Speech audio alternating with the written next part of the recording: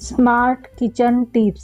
Number 1. मुलांना सफरचंद देताना कापलेल्या तुकड्यावर जर लिंबाचा रस लावला तर ते काळे पडत नाहीत. नंबर 2. सांधेदुखीचा त्रास कमी करण्यासाठी दुधात तूप टाकून पिल्यास शरीरातील हाडे व स्नायू मजबूत होतात. नंबर 3.